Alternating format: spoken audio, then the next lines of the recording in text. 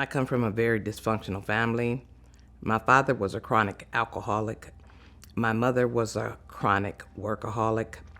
My dad was very violent and mentally and emotionally abusive. He used to beat my mom for breakfast, lunch, brunch, dinner, and in between. In the attic of our home, I had made a doll house. And I would go up to the attic a lot and talk and play with my dolls. I had a beautiful doll I loved named Miss Beasley. I would pull her string. She said the most beautiful things. "You're a pretty little girl. How are you today?" And I would sit there and talk with my doll. She brought me a lot of joy. My cousin had moved in with us, and he was a lot older. And when he moved in, there was some form of human contact. You know, there was talking, there was laughing. And at that time, he wouldn't let nobody beat us up anymore. He was right there. He would take us to the store. He would buy us candy. I loved it when my cousin was there. He would come up in the attic with me and he would play dolls, only to start molesting me. And while he's molesting me, he would say, "If you tell anyone, your father is going to kill your mother." When the abuse started, I would disassociate real quick. I would look up into the corner of the attic, and in my mind at that time, the attic would open up. And when it opened up, a bunny would come out. And that bunny would say, "Run, Leslie, run, Leslie, run." And in my mind, I would run and slide in that hole, and there are a bunch of children look just like me. We're eating candy, we're laughing, we're talking, we're having so much fun. Where I didn't feel anything. I was only 8 years old. I started running away from home. I don't know what I was running from or what I was running to. I just was running. And I started becoming very promiscuous. Then one day, this guy pulled up next to me and I was crying. I remember crying, but can't remember what I was crying about, but I was crying. And he pulled up, asked me why I was crying, what I was doing out here. It's bad being out here by yourself, blah, blah, blah. He said, "Come on, get in. Let me take you to get something to eat." He started taking me out to the bars and buying me clothes. And he became that knight in shining armor that I read about in those books. He told me he loved me and no one would ever hurt me. He promised me no one would ever hurt me like that again. One day, we went to his friend's house. They played chess, and we're drinking. And it's not out of the ordinary for us to go there, except this time was different. When I came to, his friend was on top of me having sex with me any way he wanted to. And I'm looking around, and I'm crying. I'm looking for this guy who said he loves me. No one would ever hurt me. And he told me I better get his money. I was only 15. I wanted to go home. I wanted my mom. He grabbed me by my hair, threw me in the car, took me around to his house. And when I got in there were other women, and I was the youngest one. I was taken right out here on this street, South Division, and I was made to turn my first trick. My life went on like that for almost 20 years. I was made to do things that a person shouldn't be doing. If I didn't do them, I would get beaten. I was more afraid of him than I was afraid of going to jail. Once he got locked up and he was sent to prison, I thought I was free, but I wasn't free. I continued in the life of prostitution because how can you do something different when you don't know how? I started doing the drugs and the alcohol because I didn't have to think and I didn't have to feel. In and out of jails, institutions, being held hostage, repeatedly raped, repeatedly beaten. But I continued in that life because that's all I knew. July 4th of 2000, I couldn't do it no more. I bought a bunch of pills, alcohol, every drug I can get my hand on, uppers, downers, and I just wanted to go to sleep and never wake up. I did all the drugs and alcohol, and after a while, I started getting tired. I felt it. I knew that when I closed my eyes, it would be over. With the last breath I had, I screamed so loud, "If there's a God in heaven, if you will help me." It's hard for me to describe what I felt, but the hug that I felt internal was real. And I knew I was gonna be okay.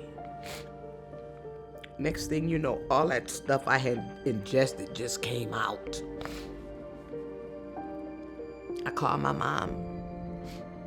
They hadn't seen me in God knows when. She came and got me, and she said something in my voice was so different.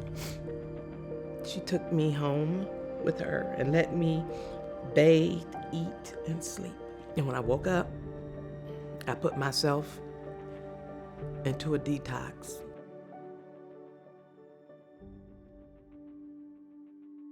I founded a program called Sacred Beginnings. I assist women just like me. I advocate for them in the legal arena, hospitals. I train police, social workers across the state of Michigan, across the United States, really on trafficking. We have a team of survivors who they've been through this program. And we go back on the street at night, handing the women blessed bags, loving them right where they are. Sacred Beginnings is sacred because what happened to me July 4th was between me and God. Beginnings. Every day, me, you, the world gets to open their eyes. They get another chance at a new beginning. I started going to Grand Valley for my bachelor's in social work. I wanted to continue on with my master's so I can get my license. But as I was nearing my bachelor's, I was told that I wouldn't be able to get licensed because of my criminal background history. I had prostitution, carrying a concealed weapon charge, shoplifting. I had assault, and that assault really bothered me because a John tried to choke me out. And I fought back, and I was able to get away. He went and told the police. And the only reason I didn't tell the police because they never believed us anyway. But he went and told the police, and when the police rode up on me, you could see the marks on my neck. You could see my eyes starting to turn black. You could see scratches on him, but they took me to jail. Leslie King is the very first human trafficking survivor who I ever met. We were members of the Michigan Human Trafficking Commission together back in 2013. And now fast forward to 2020, we reconnected. And of course, I knew about the criminal charges that were on her record. And having incorporated the Joseph Project, we decided to do a legal assessment. And along with our legal director, Amanda Palitz, we did that, and we determined that she was ineligible for expungement under current Michigan statute. But that conclusion never really sat well with me, and I decided to escalate things, and I proposed the possibility of a gubernatorial pardon. And I'm like, if I didn't get an expungement, I know I'm really not gonna get a pardon. So they kept talking to me, and I was like, okay, let's go for it. A gubernatorial pardon is probably less likely to succeed than a Hail Mary pass. the overwhelming majority of people who apply at both the gubernatorial level and I assume the presidential level as well, they're not getting their pardons granted. So in many ways, this was a long shot. I met Leslie probably about 2 years ago now, and I learned about her incredible story. And I say the word incredible both because I was incredibly struck by the trauma she's had to endure, but I was also struck by her resilience, by her faith in God, and by the fact that she was able to come to a place now where she has been able not just to put her past behind her, not just put herself through school and in the process now of being a licensed social worker, but that is she's created an entire life dedicated to helping individuals who find themselves in similar situations. I think these things all factor into a decision like this, and when you add up all of the elements of Leslie's story, I think it comes out to a very powerful request. So we had to wait. And wait and wait. And I was sitting right there in my office at my desk when I received a phone call, and I'm picking it up. Hello, Leslie speaking, and the lady on the other end told me who she was, and she told me she was from the governor's office. She said, "I would like to congratulate you. The governor is so impressed with what you've done with yourself. She granted you a pardon."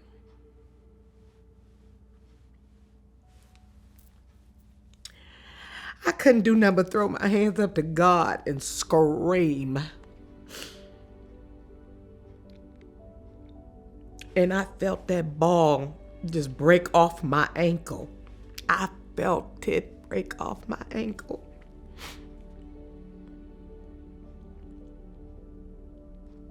I'm free. I'm totally free.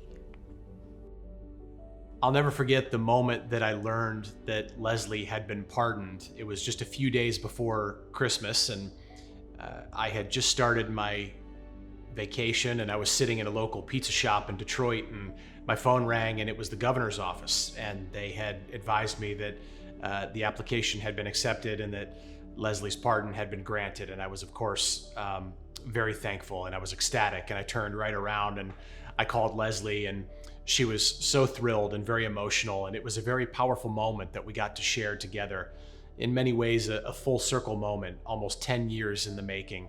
And it underscored for me the power of leveraging the law to extend access to justice to somebody and to see the joy that that brought them. It was almost like the weight of all of those years of exploitation that she had endured was just lifted all in one moment. We also believe that Leslie is the first human trafficking survivor to have received a gubernatorial pardon from a Michigan governor. So we believe that this is the first in history. And one of the things that has been incredibly inspirational and just gratifying to hear are how many other survivors, not just in Michigan, not just in West Michigan, but across the United States, have reached out to Leslie after they heard the story of the pardon and told Leslie how inspired they are, that they too may be able to ask for their records to be wiped clean and be able to finally put that past behind them. And so I'm hopeful that with organizations like the Joseph Project and all of the pro bono lawyers who assist victims of human trafficking, both through the Joseph Project and other similar organizations, that this will bring renewed hope to victim survivors and to those attorneys that every application is worth it. It might be a Hail Mary pass, but you can't catch it, you can't make that touchdown unless you throw the pass. There was a time I was used in the wrong way.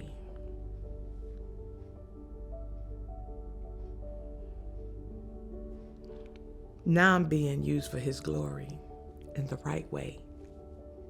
And I'm loving it. You know, my great-grandmother used to say, and this has stuck with me, God has stuck with me, many are called, but few are chosen. And I never understood what she meant by that until that ball snapped up off my ankle. And I knew that I was chosen.